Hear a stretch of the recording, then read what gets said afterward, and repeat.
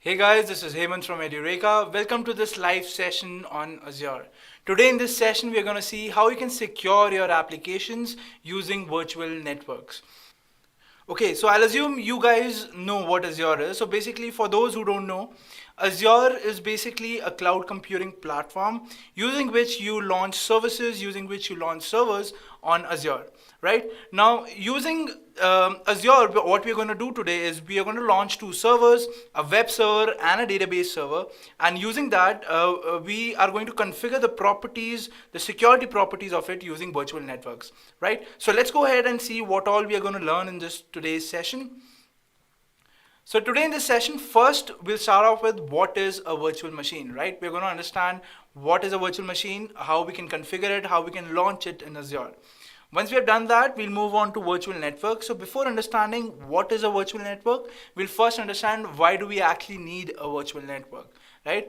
Once that is done, we'll move on and see what is a virtual network exactly and its components, right? And towards the end, we'll be doing a demo wherein, like I said, we'll be deploying two servers, which we'll be configuring from scratch. That is a web server and a database server, right? And we'll be deploying them in virtual networks and configuring their properties, right? So guys, I hope this agenda is clear to you.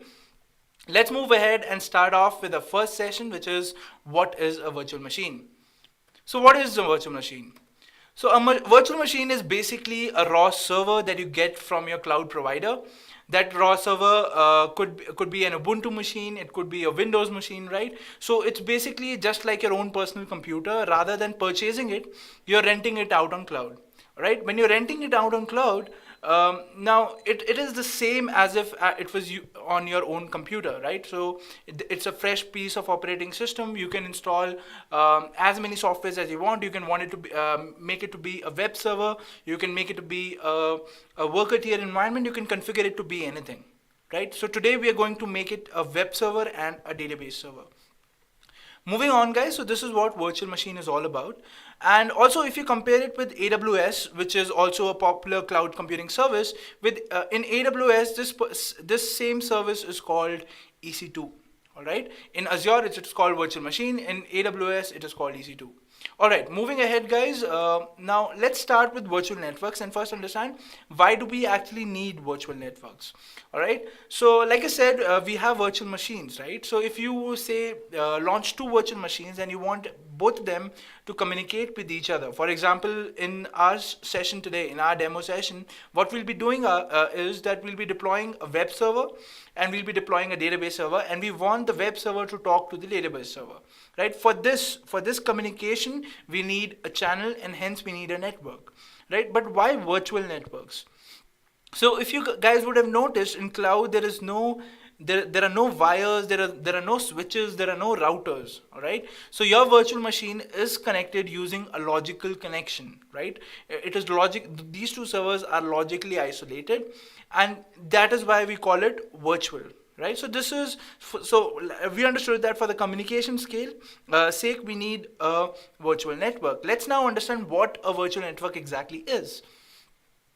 Right? So a virtual network is just like a representation of your network, but on the cloud, right? So for example, we launched a server on the cloud and we connect to a virtual network, right? When we connect to our virtual network that is on Azure, our network will include that server as if it's on our own network, that is on-premise, right? That is what a virtual network is. That is how powerful a virtual network is, right? Your server will be on the cloud, but your company or your company's network will feel as if the server is on your own network, right? And it's, like I said, it's a logical isolation of the Azure cloud dedicated to your subscription. That is, whatever resources that you have launched in the cloud, it logically isolates it from the rest of the resources that are there on Azure, that maybe it could be your resources or someone else's resources as well. It logically isolates them and they are insulated to other resources. It doesn't matter if the other resources are failing or doing anything, right? They are all isolated. So this is what a virtual network is all about. Now, when we say virtual network, it basically has a lot of components. Let's understand these components. So the first component is an Azure Subnet. Now, what is an Azure Subnet? Basically, when you divide a network into subparts, it is called an Azure Subnet. All right. So when you divide your virtual network into parts, it's called a subnet. Now this subnet can actually be given unique properties. For example, in this same virtual network, you have three virtual machines, right? One virtual machine is in one subnet, and the other virtual machine is another subnet. But this subnet you can configure to be unique. For example, we want to create a public subnet. So a public subnet is basically a subnet which has internet access. All right. So we can configure the properties such, in a way that this particular net, the machines in this particular subnet will have the internet access, and the other particular subnet will not have the internet access. So a subnet which doesn't have the internet access is called a private subnet. All right. So the virtual machine in this particular subnet will not have internet access.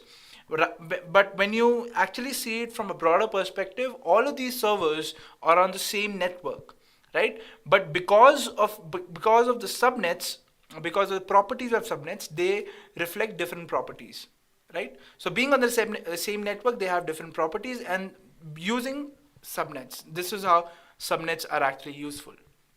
Right. So this is all you need to know about subnets, guys. Now with subnets, the properties that I was talking about, say I want to connect to a web server, right? So for connecting to the web server, for accessing that website, I need to go through HTTP protocol, right? So all of this is configured in a firewall. Now what is that firewall called? That firewall is actually network security groups. Now what are network security groups? Like I said, they are just firewalls in which you put in the properties that you want the subnet to reflect. For example, I want to connect to my web server, so I have to allow all HTTP traffic on that subnet, and for that I'll have to attach that particular network security group to that subnet. Now, I know it's a lot to take. I just explained you three components, and you might be thinking which component goes where, right? And so I have this diagram. So I'll just summarize what I just explained it to you. So we have this virtual network. In the virtual network, we have subnets, and a subnet is attached to a network security group. Right, so this network security group is where you will be configuring all the protocols, all the properties that you want your particular machine to reflect. This firewall will be attached to the subnet in which you will be deploying your virtual machine. All right, so this is a place where you will be deploying your virtual machine, and it will be attached to the subnet. Your network security group, and this subnet is actually included in your virtual network. Alright, so both these subnets are actually in your virtual network. So one virtual network will have as many subnets as you want, and each subnet will have different properties because of its network security groups. Moving along, guys, now let's, so enough of talks. I have explained you everything you need to know.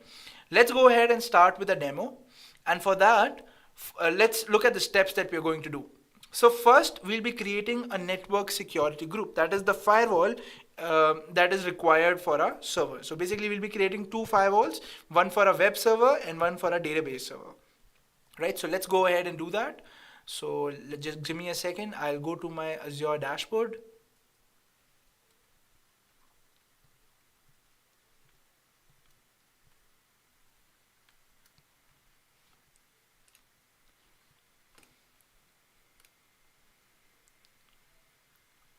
Alright, so guys, this is how my dashboard actually looks like.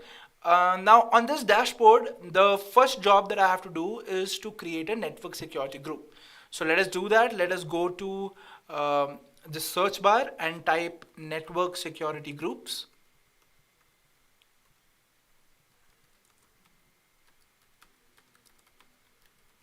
Right, and once you have done that, you will see it is listed over here. We'll click on it, and then we'll click on add. Now when we click on add, we first have to add the firewall for web server, right? So it is your choice. Either you could deploy the web server first or your database. So you'll type in the name of the network security group, that this is for my web server. So I'll type in web server. Then I'll have to assign a resource group. Now what is a resource group? So basically, like for our use case today, we'll be deploying a lot of resources, right? So it becomes easier for us to manage it if it comes under one group. All right, so we'll be creating that group over here. So say I'll name the group as live-demo. Right, so this becomes my resource group, and all the resources that I'll be launching today I will include them in this particular group so that it becomes easier to manage for me. All right, and I'll pin it to dashboard and I'll click on create. Now, while it is being created, you would have noticed that I have pinned it to dashboard. Now, what is the dashboard, guys? So for those of you who are not acquainted with the Azure dashboard, so dashboard is just like a desktop, guys, that you have on your computer. So all the shortcuts are created here. Because I would be configuring all the properties, so I want it to be listed here, and that's why I have created a shortcut on the dashboard. All right, so while it is being deployed, let's deploy our second network security group as well, which is for my database. Right, so I'll click on add and I'll type in database. I'll include it in the resource group that I've already created, which is live demo. I'll click on this, I'll pin it to dashboard and I'll click on create.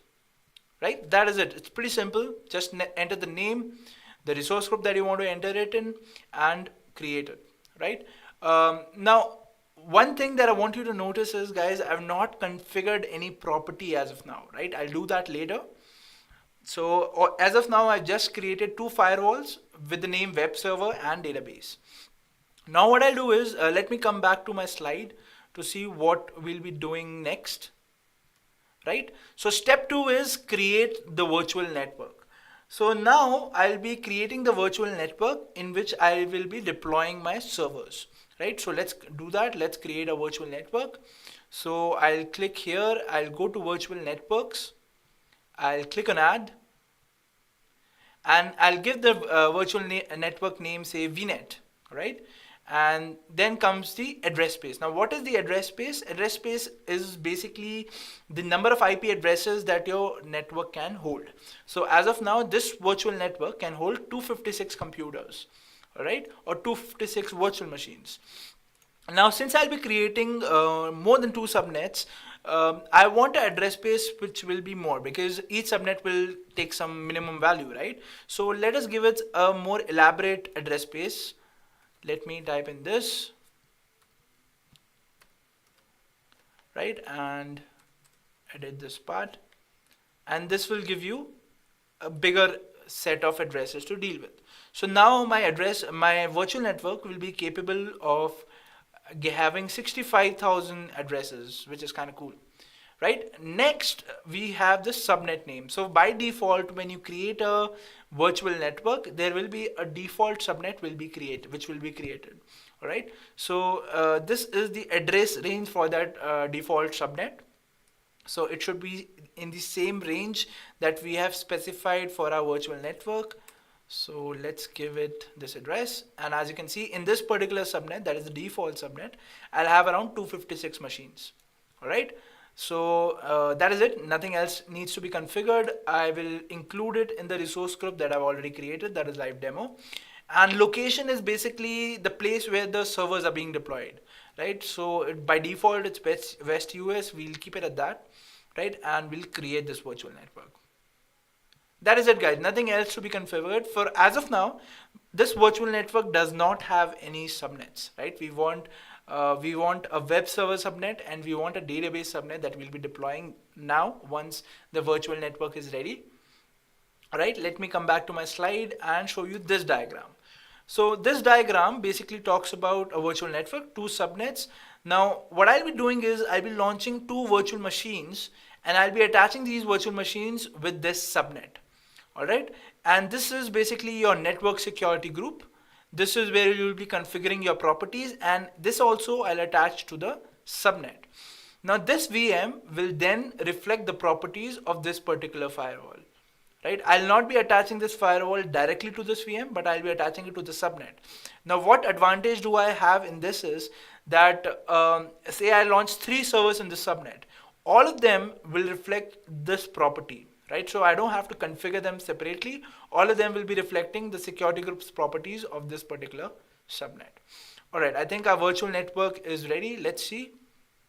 So if I go to my virtual networks, I'll see that I have my virtual network ready. All right, now I'll go inside my virtual network and now I'll be deploying the subnets. So we'll go to the subnets pane. We'll click on add. And let's add our first subnet, which is the web server subnet. right?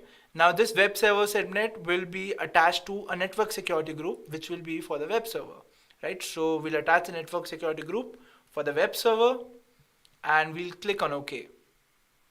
That is it. It's that simple. Just add the subnet, attach the network security group to that, and you're done, right? Similarly, I'll be deploying the database subnet now, and I'll go to network security groups. I will click on the database subnet, database network security group. I'll click on OK, and bam, I have one more subnet. Let me go back to my dashboard and see what all do I have. So I have the two network security groups. I have deployed the virtual network. I have deployed the subnets in it, and I have attached the firewall to the subnet. All that is left is now the VM. So step 3 is create the web server virtual machine and the database virtual machine. So let us do that. We will go to our pane, go to virtual machines, right? Click on add. And with this, you will get this page wherein you have all the operating systems that you can set in your virtual machine. Now you can set a Ubuntu operating system. You can also configure a Windows server, but we'll be dealing with Ubuntu today, right? So I'll select Ubuntu. I'll click on create, and then I'll get this page where I have to enter the general properties. So I'll name the server as web server, right? I'll give the username that will authenticate me to this particular server. Now, when you talk about the password or the way you will authenticate yourself, you basically have two options. You can either authenticate through a public private key, or you can authenticate through a password. So password is more easier, and since we want our things to be done quicker, I'll give a password, and this is the password. I'll configure it now, and that is it, guys. Nothing else needs to be configured. Resource group, I'll give the resource group that I've already created, that is live demo, and I'll click on OK. On the next page, it will ask me the configuration of my server that I want, right? So do I want a 1 core CPU and a 3.5 GB RAM, or I want a 2 core CPU and 7 gig RAM? I can choose all the configuration which are available here in the view all page, but I'll stick to the first configuration, which is the basic one, so that because I'm doing a demo, right? So I don't need a big machine for it. I'll click on select. Next comes the optional features that I have to configure, right? So the storage, and then what virtual network do I want my server to be deployed in. So we have created the virtual network called VNet. So we'll be deploying it in this. Then comes the subnet. So inside this virtual network, there are 3 subnets. Like I said, one is default, that is created by default. And then we have the database and the web server subnet. So since this is a web server VM, we will be deploying it under the web server subnet. Then comes the public IP address. So it will assign it a public IP address through which we can access it. That is going to be new. And then comes the network security group. So since we have already assigned a network security group in the subnet, we don't need any network security group to be attached over here. So we'll click on none. And then monitoring, do you want it or not? I would prefer to be disabled because I won't be needing the server after this session. So I'll click on disabled and I'll click on OK.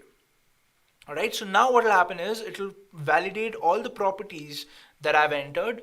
And once it has entered, it will give me a page wherein I have to agree to the terms and conditions. And that is it. So I'll agree to the terms and conditions and I'll click on purchase. And that will deploy my server. That is it, guys. So this is my web server being deployed. Let's quickly deploy our database server as well, following the same steps that we have followed now. Right, so I'll choose the Ubuntu machine. I will click on create. I will go to this page and type in the name of the server, which is database, right? The username, so it's Edureka. Authentication type is password, so I'll type in the password now. Confirm the password. And then comes the resource group, so it's live demo, right? And the location is West US. I click on OK.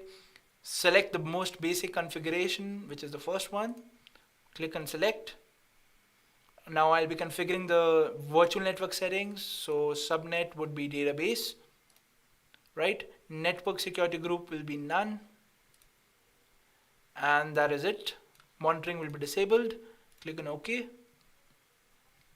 It will validate all the properties, and then I shall purchase the server, and which will be deployed.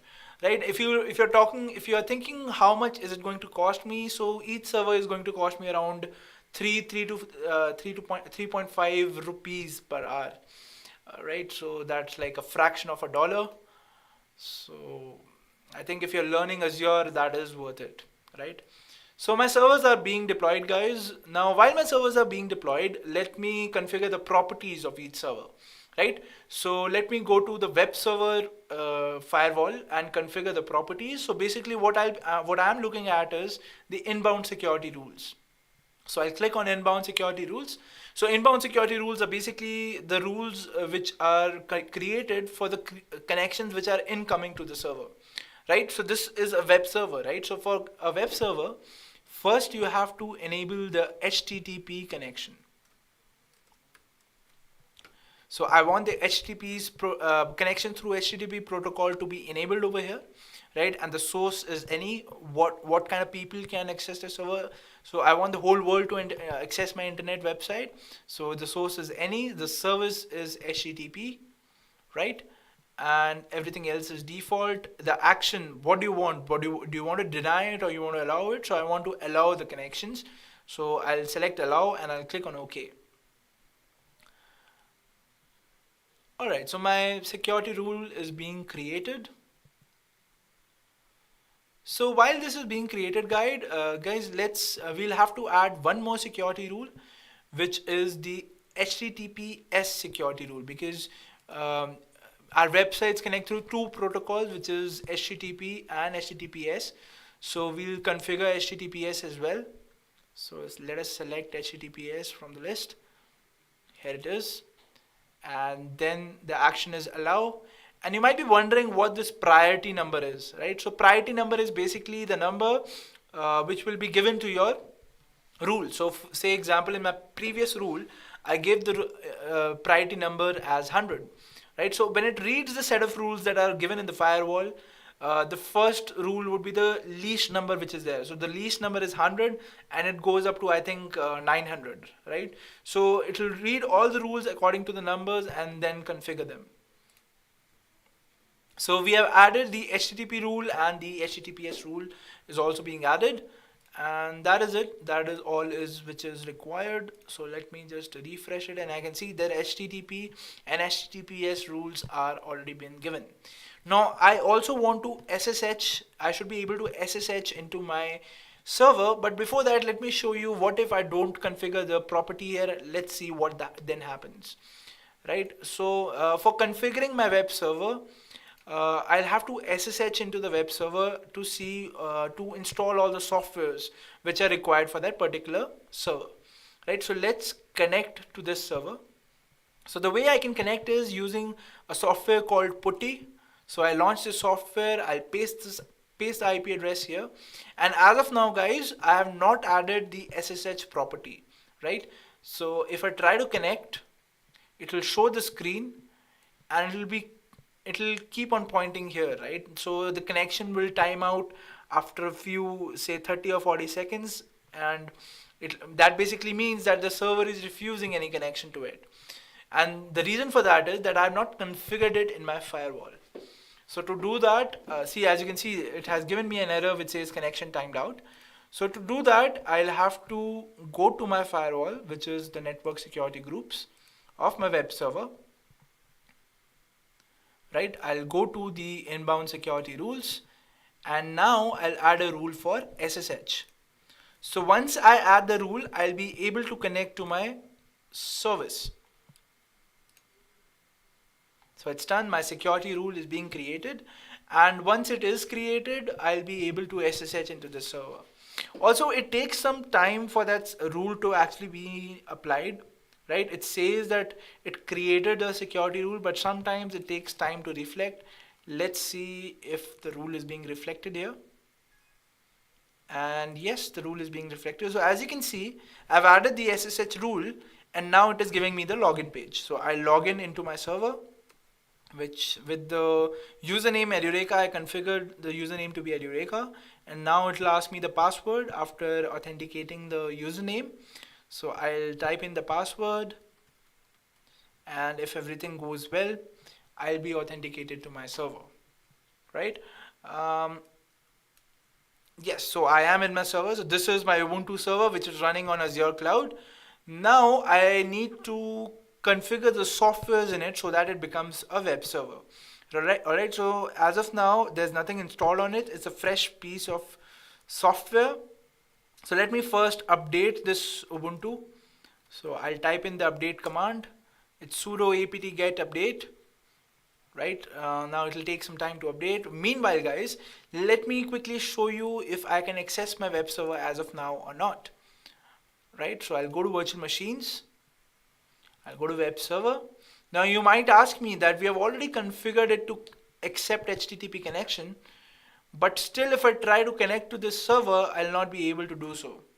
It will return me a empty response screen.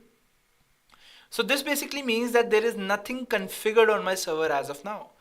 So what I'll do is, so my Ubuntu is now updated. So what I'll do is now is I'll update it with the Apache software, right? So I'll type in the command for Apache.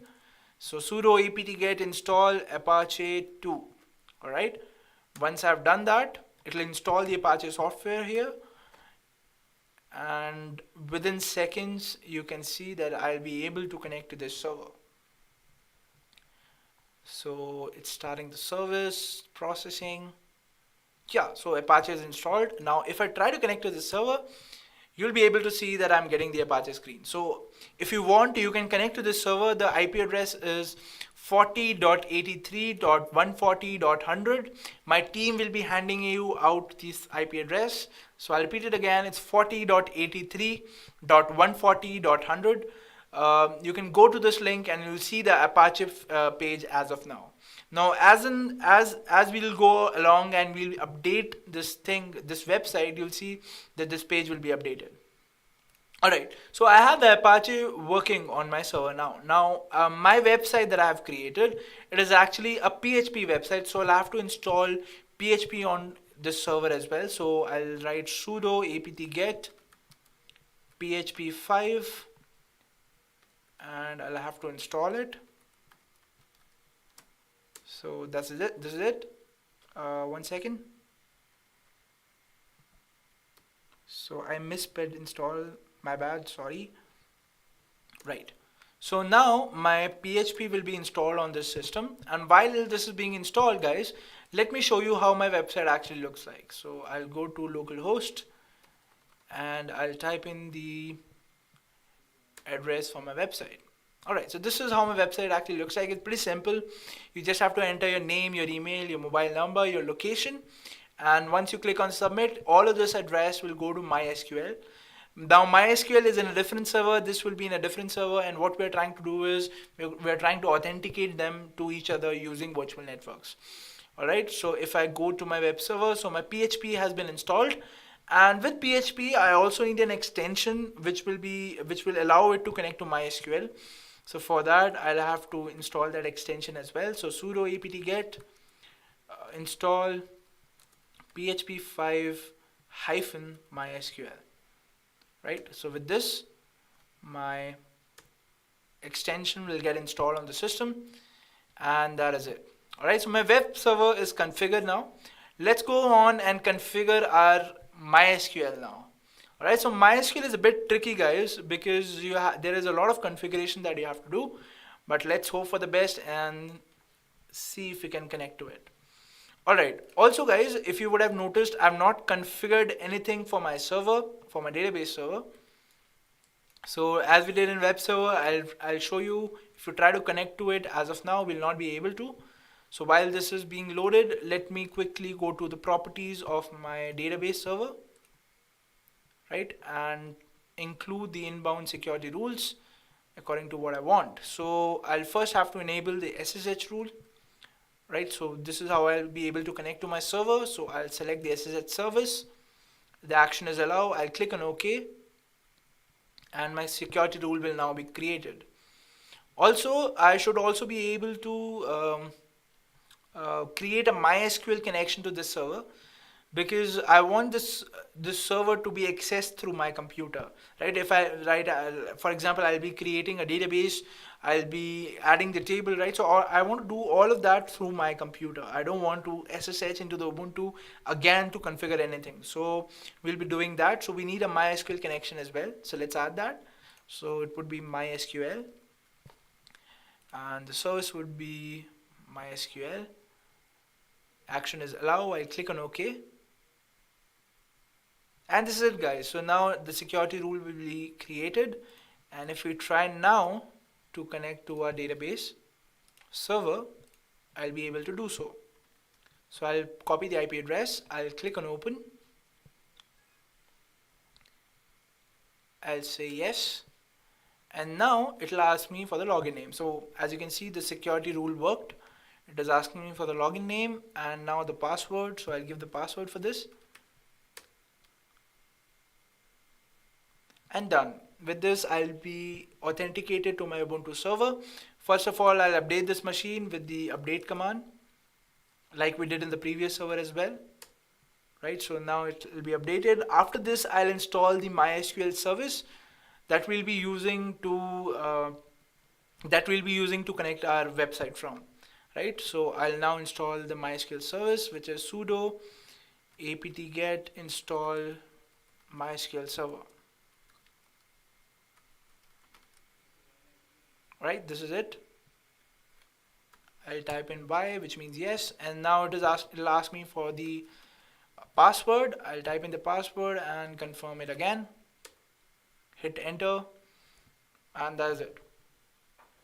Okay, so now I've configured MySQL, I've installed MySQL on my system. The next thing is, by default, MySQL only allows the local host to access the root user. Right? If I want to connect through my machine, I have to create one more user for MySQL for me to access it. Right? So once my MySQL is installed, I'll show you what I mean. Right? So we'll be doing that. And I think we are done. Yeah, so we're done. So let's connect to our MySQL service now. So the user is root and the password was Edureka123 to connect to my database, and we are in. So like I was saying, we have to create a user that we'll be accessing from. So let's create a user for MySQL. So I type in create user, say the username is Edureka for my database. Where is it? It is on localhost, and I should add the password for it. Let me add the password as Edureka123, right? And let me deploy this server. So I've created the username. Now I'll have to grant all the privileges to this particular server. So let me give the command for that. So it's grant all privileges on everything that is there on this database to this particular username which resides on localhost.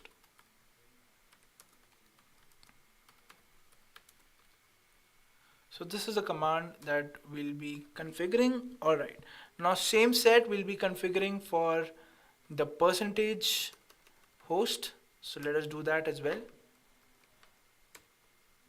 Alright, and then grant all the privileges for the same.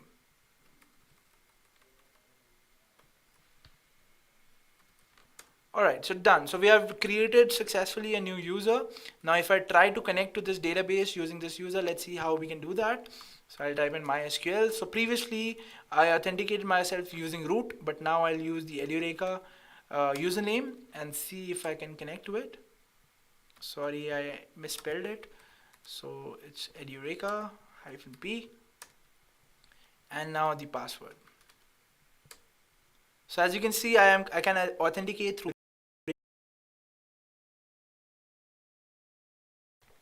Alright, sorry for that glitch. Alright, so now what we'll be doing is, like I was saying, so we have to configure one more file for our MySQL to get configured. Right, so for that, let us go to our directory, that is etc, and in that MySQL. Right, now in this particular directory, I have a file called my.cnf. So this is the configuration file that I'll have to configure for connecting to my MySQL. So I'll sudo nano into it, and then I will get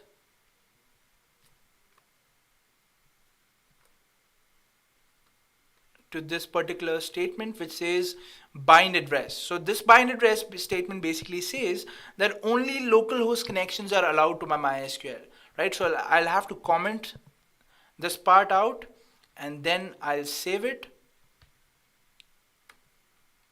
and that is it, guys. So this was the last setting that I had to do. Now if I try connecting it through my computer, I'll be able to connect to this particular MySQL instance. So how to do that?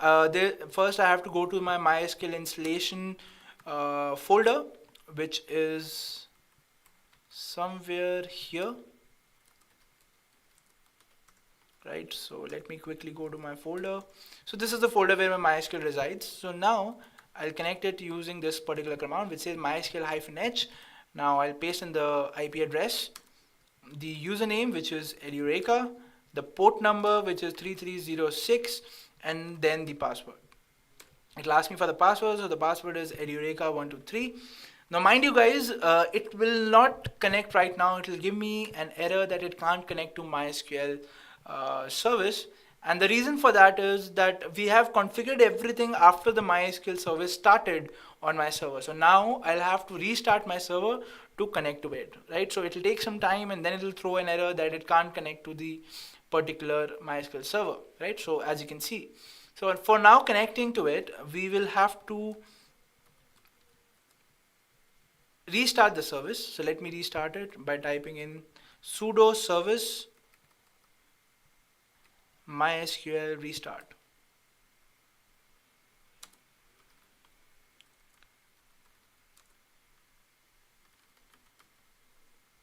Alright, so with this command, my MySQL will get restarted. So let's see. So my MySQL has stopped, and now it has restarted. And now if I try to connect to my MySQL server,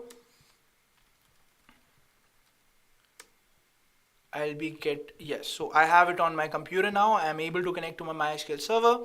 Let's quickly create a database for my website which says create database entry.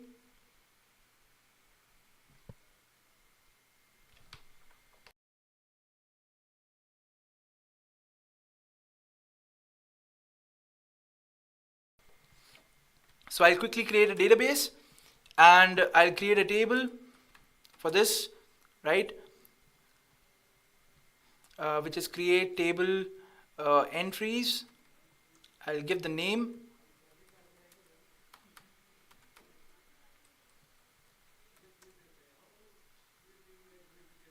and then the second entry is email address, so that is varchar30, right? And then the location, which is again varchar30, and then my mobile number, which I'll be feeding here. Alright, so I think the net is giving some problems. Alright, so I didn't select the database, so use entry, and then I'll create the table. So guys, there is some problem with our internet connection. I think it is residing on your end as well. So what we'll do is we'll continue this session in our next video. So we have created the database. Now next is creating a web server that we'll do in our next session. Alright, so let me quickly come back to my slide, which is here, right? So we have created a VM for the web server, we have created a VM for database, we have configured a database, we can connect to a database to our computer. All that is left is configuring the web server. So we'll do that in the next section, and I'll show you how you can configure the properties for it. And yeah. So guys, thank you for attending today's session. I hope you learned something new today. Now whatever we have done today, I want you to try it on your end as well, and then we'll move on and I'll show you how you can configure your web server as well.